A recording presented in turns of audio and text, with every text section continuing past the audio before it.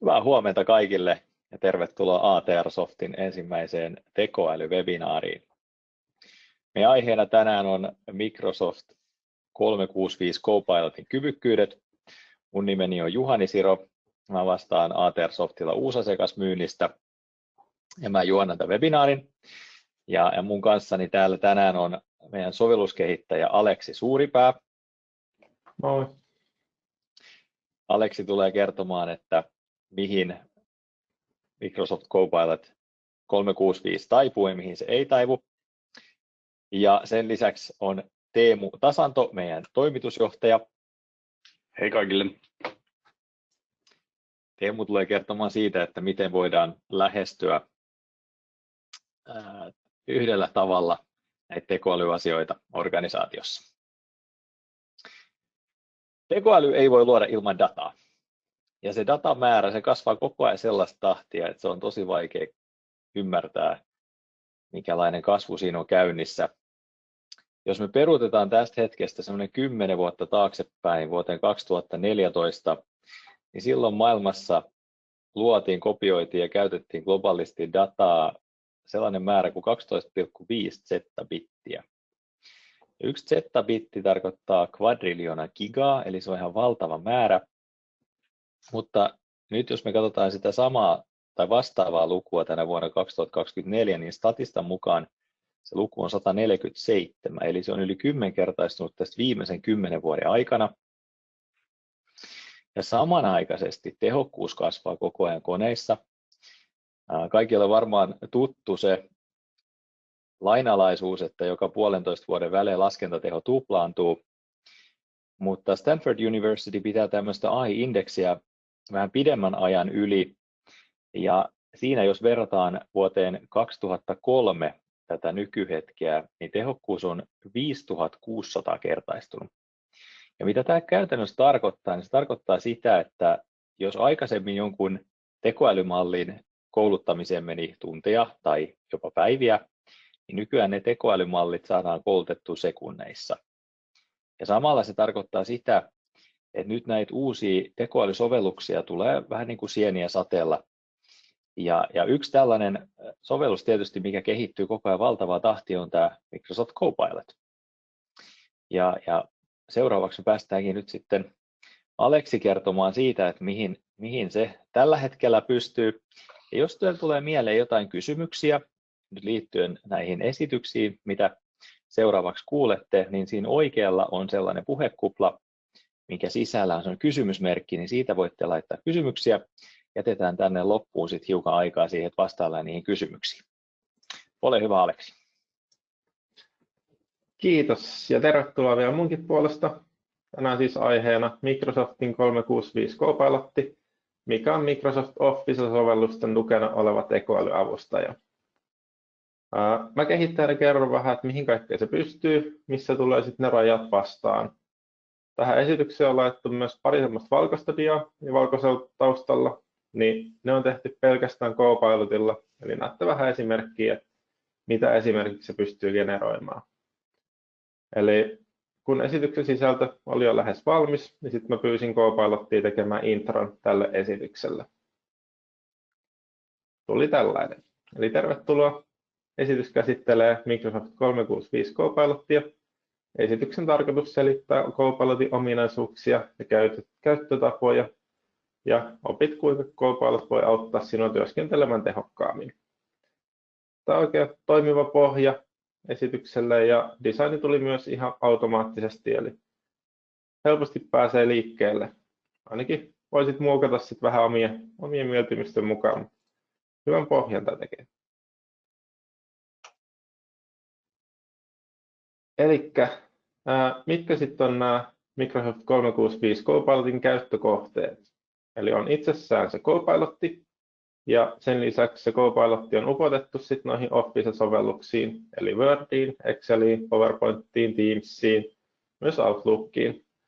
Ja käydään ne sitten yksitellen vielä läpi. Eli tässä on vielä tästä tavallisesta Copilotista kuva, eli se on varmaan jo monille tuttu käsite ja järjestelmä. Ja käydään sitten läpi vielä, että mikä nyt tämä Microsoft 365 Copilot on, mitä se eroaa tästä. Eli käytännössä se on sama tuote, mutta siinä on lisäominaisuuksia. Tämä Copilot siis Edge-selaimesta löytyvä älykäs avustaja. Copilot osaa käyttää nettiä apuna kysymyksiin ja yleisesti siis vastaa kaikenlaisiin kysymyksiin sen kielimallin avulla. Kirjoittaa kaikenlaista tekstiä, generoi myös kuvia. Sitten tämä Microsoftin 365 Copilot hakee tietoja myös yrityksen järjestelmien sisältä. Eli esimerkiksi se näkee sun kalenterin ja viestit, eli sä voit kohdistaa sit kysymyksiä itseesi tai omiin tekemisiin. Näkee myös yrityksen SharePointissa olevat asiakirjat tai omassa OneDrivessa olevat asiakirjat ja niiden perusteella sit myös auttaa tuottamaan hyvän vastauksen. Tämä ei löydä oman tietokoneen dokumentteja, eli tämä ei pengo mitä kaikkea sulla on omalla koneella tallennettuja tiedostoja, vaan kaiken pitää olla siellä Microsoftin pilvessä, eli SharePointissa tai OneDrivessa.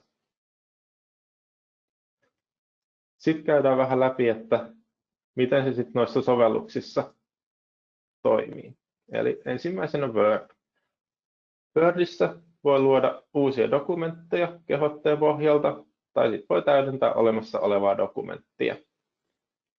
Tekstiä voi myös uudelleen kirjoittaa, eli voi esimerkiksi muuttaa vähän sitä tyyliä, jos on joku valmis teksti ja haluaisi tehdä siitä formaalimpaa tai vähän rennompaa. Tämmöisessä Copilot auttaa, pystyy myös muotoilemaan tekstiä. Eli sä voit luoda vaikka ranskalaisin viivoin jonkinlaista tekstiä, taulukkoa, ja sitten sä voit pyytää Copilotilla, että muotoilepa tämä nätiksi taulukoksi, ja se ihan kiltisti tekee. Myös pitkistä dokumenteista yhteenvedot tosi näppäriä, sekä pystyy kysymään suoraan siitä dokumentista. Ja Copilot sitten parhaansa mukaan antaa vastauksen sen dokumentin perusteella.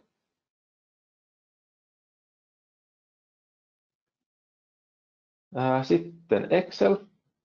Excelissä yksinkertainen datan analysointi. Se toimii Copilotilla. Avustaa myös kaavojen kanssa. Eli siinä se on tosi hyvä. Jos ei muistakaan, että miten se summa-funktio nyt kirjoitettiin Copilottiin tai Exceliin, niin Copilot auttaa näissä tosi hyvin. Sitten mun datasta voidaan luoda kaavioita, voidaan visualisoida sitä Copilotin avulla ja tunnistaa myös Excelin datan trendejä Excelissä.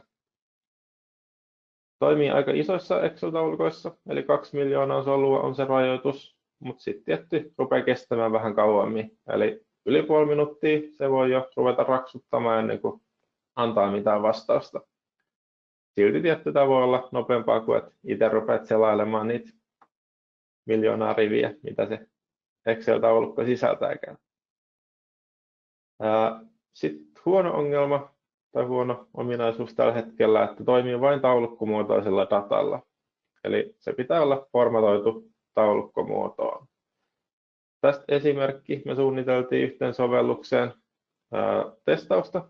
Kirjattiin sitten Exceliin yksi ominaisuus per rivi, sitten siihen vähän lisätietoja, kuten status ja tekijä. Niin tällaisesta tiedostosta Copilot ei pystynyt kertomaan mitään vastauksia, koska data ei ollut oikeassa muodossa. Eli olisin voinut vaikka kysyä, että kuinka paljon mulla on ominaisuuksia ja kuinka paljon jollain toisella henkilöllä on, mutta tähän Copilot ei suostunut antaa mitään vastauksia.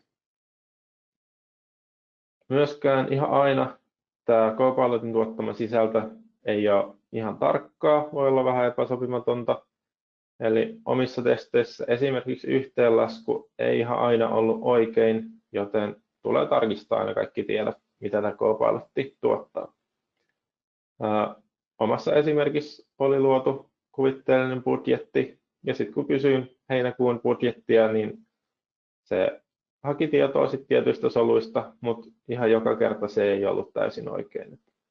Ihan täysin ei voi luottaa siihen vielä. Excelissä toimii vain SharePointissa tai OneDrivessa sijaitsevilla dokumenteilla. Eli jos sä aloitat uuden dokumentin, niin sun täytyy viedä se ensin johonkin Microsoftin pilveen, että pystyy Copilotia käyttämään. Et esimerkiksi Wordissä ja muissa sovelluksissa sä pystyt heti käyttämään. Eli sä voit heti kysyä, että luo mulle tämmöinen dokumentti, ja sitten sen jälkeen sä voit sit halutessasi viedä sen sinne omaan SharePointiin tai OneDriveen. Myöskään Excelissä Copilot ei löydä tietoja toiselta välilehdeltä. Eli jos sulla on yksi välilehti auki, niin se hakee vain siitä datasta sillä hetkellä tietoja. Eli ei pysty koko Exceliä välttämättä käyttää. Jos on monella välilehdellä sivua, niin täytyy sitten aina yksitellen käydä kyselemässä apua Copilotilta. PowerPointti. Tästä olikin vähän esimerkkiä, eli minkälaisia luonnoksia se voi tuoda tai tehdä kehotteen pohjalta. Ja tähän kuuluu myös, että se tekee sen designin, eli jonkinlaisen kuvan tuottaa siihen ja muistiinpanoja. PowerPointteja voi myös luoda muiden dokumenttien pohjalta, eli voi olla esimerkiksi Word-dokumentti, mistä sä haluaisitkin luoda PowerPoint-esityksen, niin siihen Copilot onnistuu tekemään jonkinlaisen pohjan. Tietty tulee vähän tarkistaa, että menikö kaikki ihan oikein. Osaa myös luoda yhteenvetoja PowerPointista sekä organisoi esitystä. Eli voi vähän uudelleen järjestellä slideja, voi luoda siinä väliin jotain lisää. Eli tämmöisiä käyttötapauksia PowerPointissa. Sitten Teamsissa Copilot. Siellä Copilot osaa luoda tiivistelmiä keskusteluista esimerkiksi. Eli voi chattikeskusteluista nyt luoda päivän keskustelusta tiivistelmän, mistä on puhuttu. Tai sitten Teams-postauksista voi pyytää, että annapa pääideat, luo tiivistelmä. Myös mitä itse tykkäsin tosi paljon, niin tallennetuista tai litteroiduista kokouksista kyselyiden kysyminen Copilotilta. Eli tarkoittaa sitä, että käytetään transkriptiota puhutusta äänestä, luodaan teksti ja sitten tästä tekstistä voidaan kysyä esimerkiksi tiivistelmiä. Tämän perusteella voi luoda kokousmuistiinpano, eli siis Copilot luo automaattisesti, kun pyydetään kokousmuistiinpano. Voi tehdä toimintakohteet, eli action pointit, ja näissä myös tämä Teams osaa järjestellä, että kuka on puhunut, kenen mikistä on tullut nämä, niin se osaa henkilöidä myös nuo action pointit ja muutkin päätökset, että kuka on puhunut tällä hetkellä. Osaa vastata kokousta koskeviin kysymyksiin, listaa pääideat sekä ratkaisemattomat kysymykset, ja tämä toimii sekä kokouksen aikana että sitten myös sen jälkeen, eli kunhan se tallennus on siellä. Sitten vielä Outlook. Outlookissa Copilot auttaa kirjoittamaan viestejä, osaa tiivistää viestejä, eli jos on pitkää keskustelua, niin Copilotilta voi kysyä pienen tiivistelmän, että mitä täällä on keskusteltu. Mitään automatiikkaa tässä ei ole, eli sä et saa Copilotia automaattisesti vastaamaan sun puolesta viesteihin, mutta se voi luoda sulle semmoisen luonnoksen, mitä mahdollisesti voisit vastata. Mutta tämmöistä automatiikkaa ei ole vielä. Sitten näiden sovellusten lisäksi Copilotiin pystyy luomaan lisäosia, millä voisit vähän tuoda uusia ominaisuuksia käyttöön. Eli tämä on nyt taas Copilotilla generoitu dia. Lisäosien avulla käyttäjä voi räätälöidä Copilotin käyttöä omaan käyttötarkoitukseen. Copilotin lisäosat ovat helppoja asentaa ja käyttää. Ihan ok tietoa. Ehkä itse vähän muokkaisin tätä. Muistiinpanoissa lukee, että asennusohjeet löytyvät Microsoftin sivuilta. Ei nyt ehkä ihan hirveästi tässä teitä auta, jos mä tämmöisen tiedon teille kerron. Mutta taaskin ihan hyvä toimiva pohja tälle automaattisesti generoiduksi. Eli mitä sitten nämä tarkoittaa, nämä lisäosat tai pluginit käytännössä? Eli näiden avulla räätälöidään Copilotia. Siellä on silti taustalla se samanlainen chatbot-tyyppinen tekoälykeskustelija, mihin sitten saadaan vähän lisää toiminnallisuuksia. Tällaisia low-code-ratkaisuja pystytään tehdä Microsoft Copilot Studiossa, ja niiden avulla esimerkiksi pystytään hakemaan reaaliaikaista tietoa, eli sitä yleensä Copilot ei osaa tehdä, eli sillä on indeksoitu tätä tietoa, mutta se ei suoraan reaaliaikaista tietoa löydä. Ja tässä nyt esimerkiksi voisi olla säätietojen haku, eli kyselet Copilotin kysymyksen ja se osaa suoraan tämänhetkisen sään palauttaa sulle. Myös siellä plugineissa on Excelin tietojen haku, eli sä pystyisit kysymään jostain tietystä Excelistä tietoa ja se palauttaisi sen. Tätä mä en kyllä itse saanut ihan vielä toimimaan. Tämä on varmaan aika uutta vielä, vähän Microsoftillakin vielä hakuisessa, mutta tämmöisiä toiminnallisuuksia siellä on, mitkä pitäisi toimia. Sitten tässä oli vielä esimerkkinä, eli me voitaisiin tehdä esimerkiksi tämmöinen chatbotti myynnin tueksi. Eli Juhanille tämmöinen oma vähän räätälöity Copilotti, missä voisi olla sitten meidän nettisivut pohjalla, eli sieltä haetaan tietoja. Juhani voisi kysellä, että ketkä se olikaan meidän asiakkaita, ja jos se on tuolla nettisivuilla kirjattu, niin sieltä tiedot löytyisi. Ja sen lisäksi me voidaan liittää sitten omia dokumentteja, mitä sitten ei tuolta nettisivuilta löydä. Eli voitaisiin laittaa vaikka asiakastyytyväisyyskysely tuonne lisäksi, jolloin sitten Juhani saisi myös sieltä tietoa, että mitenköhän meillä nyt taas menikään tämä asiakastyytyväisyyskysely. Tässä on kuvakaappaus sieltä Copilot Studiosta. Eli se näyttää ihan samanlaiset keskustelijalta ja aloittaa viestin tuolta, hei, olen virtuaaliavustaja. Ja tähän me annettaisiin tosiaan nettisivu, minkä pohjalta se hakee tietoja, ja lisättäisiin sitten niitä omia tiedostoja vielä, millä vähän saadaan rikastettua Copilottia.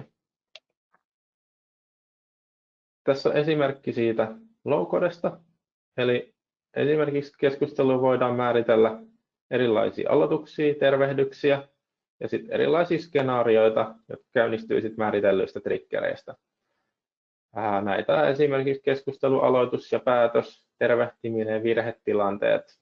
Tässä kuvakaappauksessa nyt esimerkiksi keskustelu päättyi. Sen jälkeen tulee Copilot kysyy kysymyksen, saitko vastauksen, vastasiko se kysymykseen. Ja sitten käyttäjän perusteella, jos käyttäjä vastaa kyllä, niin sanotaan hieno juttu ja anna arvostelut. Jos ei saanut vastausta kysymykseen, niin laitetaan viesti, että olen pahoillani, kun en osannut auttaa. Eli tämmöistä räätälöintiä ja ihan ilman koodiin koskemista. Sitten voidaan viedä myös vähän pidemmälle vielä tätä. Eli voidaan luoda oma rajapinta ja yhdistää se sitten Copilottiin. Ja tämän oman rajapinnan teknologiat ei ole mitenkään sidottu mihinkään tiettyyn teknologiaan. Eli sä voit itse määritellä, miten sä haluat tehdä sen sun oman rajapinnan. Eli sitten vaan luodaan Copilotille ohjeet, jotta se sitten osaa kutsua rajapintaa oikeilla tiedoilla. Ja käyttäjä ei huomaa tässä mitään eroa, että onko siellä taustalla joku plugini vai ei. Mutta tässä esimerkkinä voisi olla esimerkiksi tuntikirjausjärjestelmä. Eli käyttäjä voisi ilmoittaa tuonne Copilotilla, että hei, aloitin nyt työt. Tai että miten paljon mulla onkaan liukumia töissä. Normaalistihan tuo Copilot ei tämmöistä tietoa löytäisi, mutta se ymmärtää, että nyt tämä kysymykseen löytyisi tämmöinen plugini, mitä voisi käyttää. Se tekee kutsun tuolle meidän APIlle, rajapinnalle, joka sitten palauttaa vastauksen. Eli sieltä voi tulla esimerkiksi JSONina flexitunnit, mikä nyt onkaan käyttäjän liukumat tällä hetkellä. Copilot sitten taas tulkitsee sitä dataa, mitä se sai tuolta meidän rajapinnalta, ja sitten tiedon perusteella tekee viestimuotoisen vastauksen.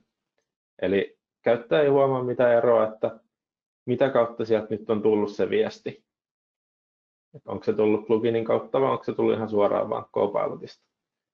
Mutta tosiaan tämän avulla saadaan sitten reaaliaikaista tietoa ja vähän uusia ominaisuuksia.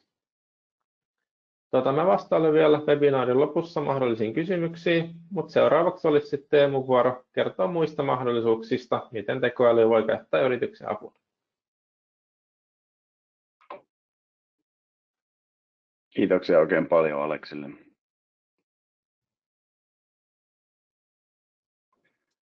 Mä käyn tässä vähän läpi tällaista Business AI-nimistä palvelua. Ja kuten tuossa Aleksi hyvin tiivisti, niin Copilotissa on hyvin paljon erilaisia mahdollisuuksia ja tapoja hyödyntää. Ja sen lisäksi vielä on taustalla tällaisia lisäräätälöintimahdollisuuksia, kuten Aleksi kertoi, plugin-ajattelu ja rajapintojen kautta täydentäminen. Ja kuten Juhani tuossa osuvasti alustuksessa kertoi, niin tekoälyteknologioitahan tällä hetkellä syntyy kuten sieniä sateella. Eli jos teillä välillä tulee sellainen olo, että onko hankala miettiä, että mitä teknologiaa kuuluisi hyödyntää ja miten näissä asioissa pääsisi eteenpäin, niin tämän tyyppisiin asioihin tämä palvelu optimoitu.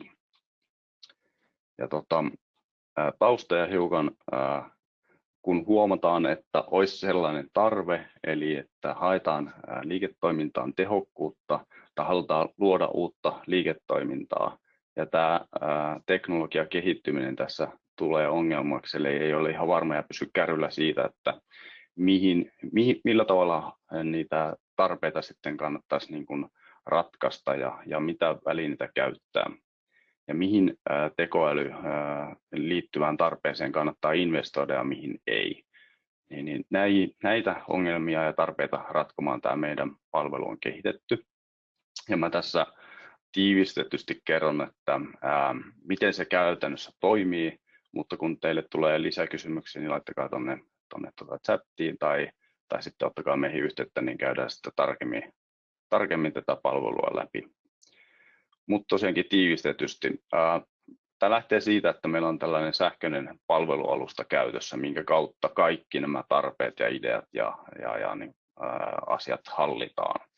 Ja yhteistyössä, eli liiketoiminta tai ne organisaatio-osat, jotka tietää ne tarpeet, joilla on ne tavallaan liiketoiminnan ideat ja ajatukset ja kehityssuunnitelmat tiedossa, he lähtevät niin kuvaamaan sitä tähän palvelualustaan, että mikä se tarve on, eli mikä se idea on, ja syöttää mahdollisesti sinne dataa. Ja me halutaan tehdä yhteistyössä, joten myös IT, eli organisaation IT olisi hyvä osallistua tähän kollaboroimalla ja päättämällä IT-linjaukset. Ja meidän rooli on silloin tehdä näihin tarpeisiin analysoinnit ja toteuttaa näitä ratkaisuja. Ja kun sinne palvelualustaan lisätään tarve, niin se tyypillisesti käsitellään tällaisessa vaiheessa. Eli se sinne lisätään, tehdään se analyysi, sen perusteella päätetään, että viedäänkö se toteutukseen, ja jos viedään, niin siitä toteutuksen kautta käyttöönottoon ja hyötyihin. Ja tässä tiivistysti siitä, että mitä siinä analysointivaiheessa tyypillisesti tehdään. Eli me kategorisoidaan se tarve siltä perusteella, että onko se sellainen nykyisillä tekoälyteknologilla toteutettavissa, vaatiiko se jotain ohjelmistokehitystä, vaatiiko se jopa niin kuin tekoälyominaisuuksien kehittämistä, vai onko se sellainen, että se ei ole vielä tällä hetkellä toteuttavissa. Sen lisäksi me mietitään sitä, että kuinka vaikea se on toteuttaa, eli pystytäänkö se toteuttaa helposti vai vaatiiko se paljon työtä. Sen lisäksi me tehdään suositukset näistä tekoälyteknologioista. Tämä Microsoftin Copilot Stack on hyvin tyypillinen mahdollinen teknologiavalinta, mutta kuten sanoin, niin tässä lähdetään tarveperusteisesti ja siihen tarpeeseen haetaan sopivat teknologiat, ei toisinpäin, eli että nyt kun meillä on teknologia, niin mihinkä sitä käytettäisiin, vaan että miten tämä tarve ratkaistaan, jolloin niitä tekoälyteknologioita voi olla hyvin monia, mitä kannattaa hyödyntää. Mutta lähtökohtaisesti halutaan tässä palvelussa hyödyntää olemassa olevia hyviä palveluita, niitä on tosi paljon ja koko ajan tulee lisää. Ja analysointiin kuuluu myös työmäärän eli kustannusten arviointi, että kuinka kallista sen tarpeen toteuttaminen on. Ja palvelun käyttöönotto on helppoa, lähdetään liikkeelle, lähdetään niiden tarpeiden kautta tekemään, päästään siihen, että tehdään näitä analysointeja ja tavallaan tietojen määrittelyä, ja sitten päästään niihin projekteihin. Ja meillä on tässä ajatuksena myös, että me halutaan myös tukea ja inspiroida toimintaa sillä tavalla, että esitellään myös muille asiakkaille tehtäviä tekoälyratkaisuja tai tehtyjä ratkaisuja, jos siihen on lupa, jotta saa vähän niin kuin ideaa, että minkälaisiin asioihin tekoälyä kannattaa hyödyntää. Sen lisäksi tässä on koulutuksia, eli tämmöinen, kuten tänäänkin ollaan tästä Copilotista juteltu, niin tällaisten asioiden briefauksia, ja sitten tähdätään myös siihen, että organisaatio pystyy sitten jossain vaiheessa muodostamaan tällaisen tekoälystrategian, eli tavallaan sellaiset yleislinjaukset, että miten tekoälyasioita tehdään. Ja palveluetuna on se, että tehdään yhdessä läpinäkyvästi, tässä opitaan ja tässä on matala kynnys lähteä tekemään, koska lähdetään tarveperusteisesti. Ja meidän tietenkin tässä taustalla on ajatuksena, että meidän tekoälyosaaminen on sitten hyötykäytössä. Mutta tässä tiivistetysti, jos tulee tosiaankin tähän palveluun liittyviä kysymyksiä, niin voi laittaa tähän chattiin tai sitten ottakaa meihin yhteyttä, niin käydään tarkemmin asiaa läpi. Kiitos. Kiitos Teemu ja kiitos myös Aleksi. Tosi tiiviit esitykset. Nyt jos osallistujilla on hyviä kysymyksiä, niin laittakaa meille päin, niin lähdetään vastailemaan niihin. Tässä on muutama minuutti aikaa. Tässä ensimmäinen kysymys onkin jo tullut. Tämä on varmaan Aleksille. Miten hyvin Copilot tunnistaa suomen kieltä esimerkiksi kokouksissa? Tunnistaa ihan yllättävän hyvin. Työkaveritkin oli yllättyneitä, kun pidettiin kesäjuhlista palaveria, että mitä yleisesti järjestellään, millaisia pelejä meillä on ja mitä hoidetaan kuljetus esimerkiksi. Tämä oli myös se sama päivä, kun Kupittaalla juoksenteli hirvi, niin sitten kun mä kyselin, että teet tiivistelmä meidän kokouksessa, niin se oli sitten yksi osa tätä kokousta, että ihmiset oli mielissään ja huvittuneita, kun hirvi juoksenteli Kupittaalle. Kyllä se ihan tosi hyvin osaa tunnistaa kyllä Suomen. Hyvä. Katsotaan lisää kysymyksiä. Nyt mikä tahansa mieltä askarruttaa, nyt kannattaa kysyä, että on ammattilainen sitä varten vastaamassa. Seuraava kysymys, tämäkin menee itse asiassa Aleksille. Kerroit, että Copilotilla voi luoda muun muassa kuvia. Kuka omistaa oikeudet Copilotilla luotuihin tuotoksiin?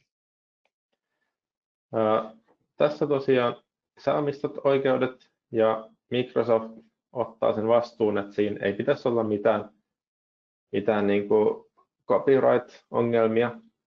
Eli sulla on oikeudet ja Microsoft ottaa vastuun, että jos heidän sovellus on tehnyt jotain väärää. Hyvä, katsotaan vielä tuleeko lisää kysymyksiä. Tässä on vielä pari minuuttia aikaa. Nyt tämän jälkeen niin laitetaan palautekysely ja laittakaa sinne ajatuksia, että mistä haluaisitte seuraavia webinaareja tai mitä muuta sisältöä haluaisitte, että me voidaan tuottaa, niin yritetään vastata niihin. Ja tämän jälkeen niin kannattaa myös ottaa meidän LinkedIn-seurantaan, seuratkaa meidän viestintää, katsokaa mitä seuraavaksi meillä on tulossa. Jos olette tulossa Shiftiin, niin moikatkaa meidän sieltä, ollaan siellä mukana. Ja nyt näyttää siltä, että kysymyspankki on tyhjä, joten me päästään päättämään tämä webinaari aikataulussa. Mutta hei, tuhannet kiitokset teille kaikille. Olkaa mukana meidän seuraavissa lähetyksissä, seuraavissa esityksissä ja kuullaan taas. Kiitos. Moikka. Kiitos.